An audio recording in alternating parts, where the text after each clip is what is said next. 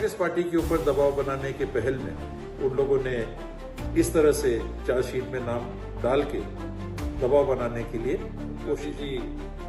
पूरी तरह से सक्रिय होके संविधान के संदर्भ में, आरक्षण के संदर्भ में, सेक्युलरिज्म को लेके पूरे देश में दौरा कर रहे थे, लोगों से मिल, स्लीपर सेल इत्यादि की बात की। 8 और 9 तारीख को एआईसीसी का सम्मेलन हुआ, बड़े निर्णय उसमें सामने आए। संगठन को मजबूत करने के संदर्भ में राहुल जी के भाषण के बाद एआईसीसी के हमारे नेशनल हेराल्ड केस में ईडी ने चार्जशीट दाखिल कर दी है। चार्जशीट में सोनिया और राहुल गांधी पर मनी लॉन्ड्रिंग का आरोप लगा है। इस पर प्रतिक्रिया देते हुए कांग्रेस के दिग्गज नेता व पूर्व उप मुख्यमंत्री टीएस सिंहदेव ने कहा है कि राहुल गांधी और सोनिया गांधी के खिलाफ दबाव बनाकर ईडी ने चार्जशीट दाखिल किया है।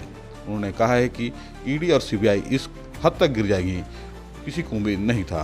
उन्होंने कहा है कि कांग्रेस कभी भी दबी नहीं है, ना दबेगी, सत्य की ही जीत होगी। उन्होंने क्या कुछ कहा, आप भी सुनिए। जिस तरह से राहुल गांधी जी पूरी तरह से सक्रिय होके संविधान के संदर्भ में, आरक्षण के संदर्भ में, सेक्युलरिज्म को लेके पूरे देश में दौरा कर रहे थे, लोगों से मिल रहे थे, एक वातावरण बन रहा था।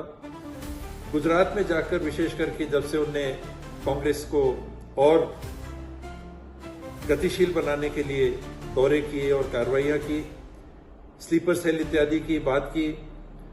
8 और 9 तारीख को एआईसीसी का सम्मेलन हुआ, बड़े निर्णय उसमें सामने आए।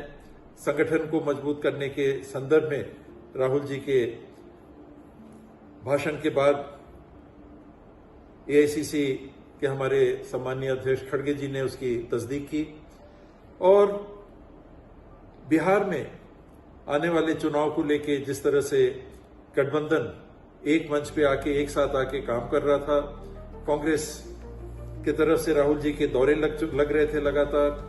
बड़े लीडर्स कांग्रेस के बिहार जा रहे थे, इंडिया अलायंस साथ आके बैठकें करने लगा था।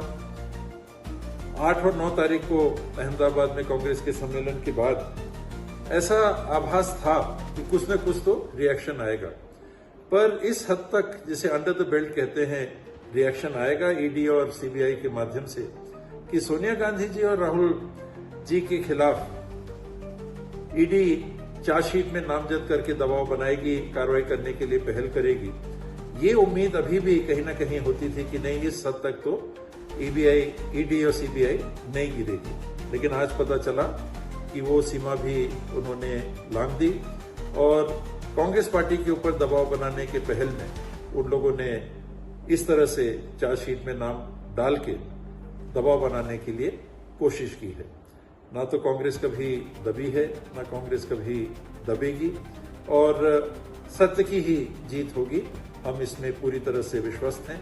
हम सब, पूरी कांग्रेस पार्टी, पूरे देशवासी सोनिया जी, राहुल जी के साथ उनके पीछे खड़े हैं और मुझे विश्वास है कि न्याय अवश्य होगा।